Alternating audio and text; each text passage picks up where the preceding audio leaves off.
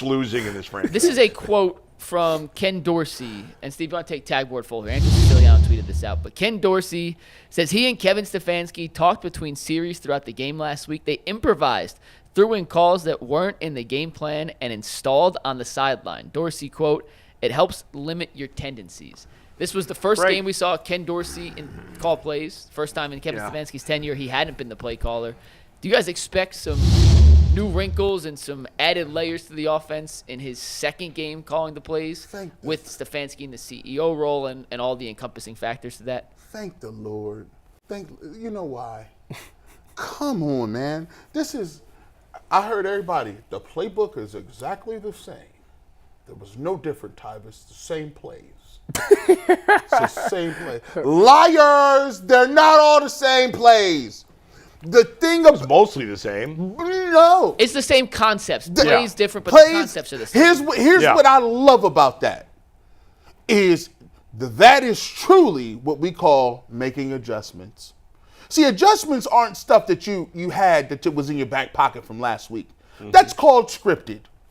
These guys went out there and said, "Hey, listen, we don't like that corner over there. That corner over there is trash. Let's victimize him. Let's run this, that, and this."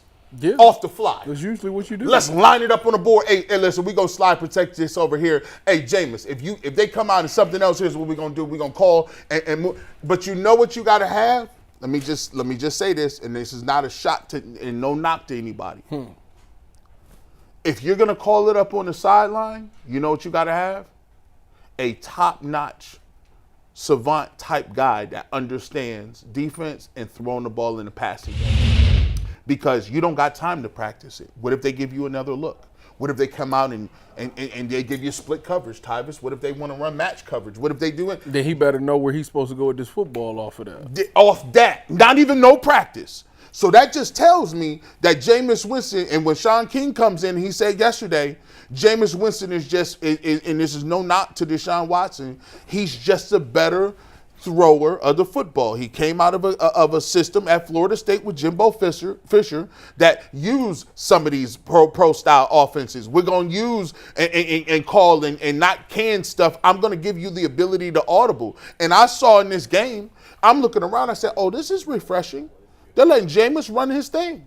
So I love this because we were not seeing that. We weren't seeing guys on the sidelines calling stuff up. And that's why people are excited. We don't know that. Hey, listen, he would have said that last week, McNuggets. If they was calling him up, he would have said it. If Stefanski was calling the plays, he may have done the same thing. We don't know.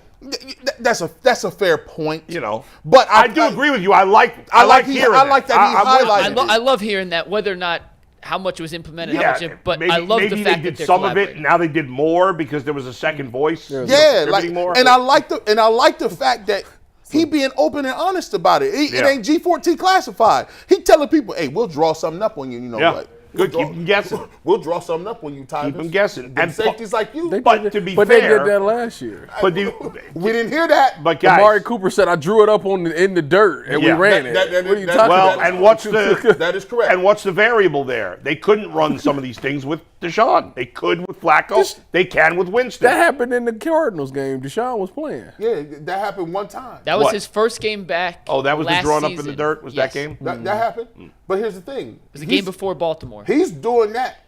He talking about like we did that multiple times. Yeah. Like that's part of it. It's cool if it's a one-off.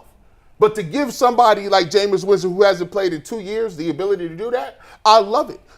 Now, don't get it twisted. Deshaun Watson is very smart on the whiteboard. Deshaun Watson knows those types of things as well. I'm not trying to say he don't. What I'm saying is this is what Jameis Winston's strong suit is, being able to diagnose and get the ball out. And Jameis was throwing with anticipation, something Watson has not been able to do. I agree. Because he's been hesitant, he's been scared. Whatever word you want to use, he's been afraid to throw interceptions. Hesitant, fine. And Winston's out there like, I don't give a crap. You know, I'm going for it. And you know what? Listen, and I'm going to just say right now, if Jameis want to throw 2 picks this week, as long as you give me 2-1, I'm cool. You going to throw 4 touchdowns and 2 picks? Yeah, I can live with that. I can live 2-1. I'm cool. Yeah, it's got to be 4. That's what Joe Flacco did. Yes. And we co-signed that car loan. I co-sign it. Because that's fun. I can live with interceptions if I'm doubling them up with I'm about to touchdowns. say, Josh Allen did that all last year. Now, what I didn't know up until last week, Josh Allen had no picks on the season until last week. Yeah, he's playing That great. was crazy. And the only interception was because Amari Cooper slipped.